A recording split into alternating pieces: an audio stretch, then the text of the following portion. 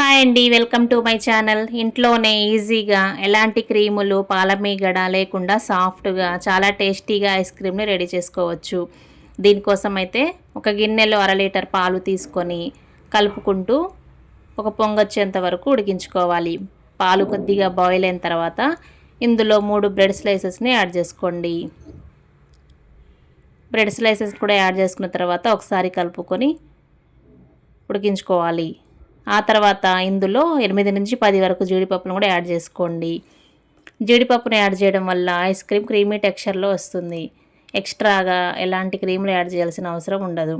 ఆ తర్వాత స్వీట్నెస్ కోసం 1/2 కప్పు వరకు పంచదారను వేసుకోండి.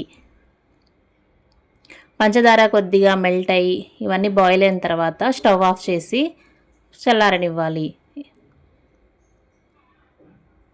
ఈ విధంగా బ్రెడ్ జీడిపప్పు ఉడికి కొంచెం చల్లారిన తర్వాత మిక్సీ జార్లో వేసుకోవాలి.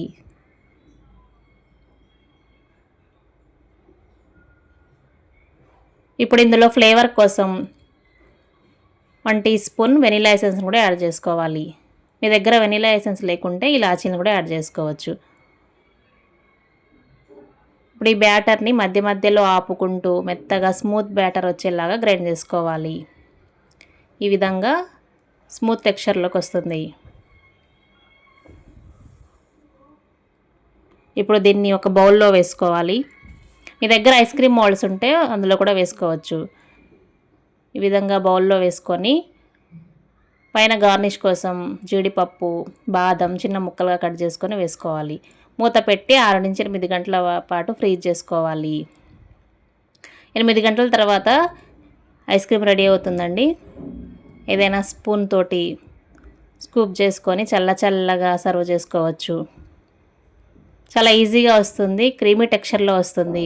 ఇప్పుడు దీనిపైన టూటీ ఫ్రూటీతో గార్నిష్ చేసుకుంటే చల్లటి home made ice cream ready. ఇలాంటి ఈజీ రెసిపీస్ కోసం లైక్ చేసి సబ్స్క్రైబ్ చేసుకోండి.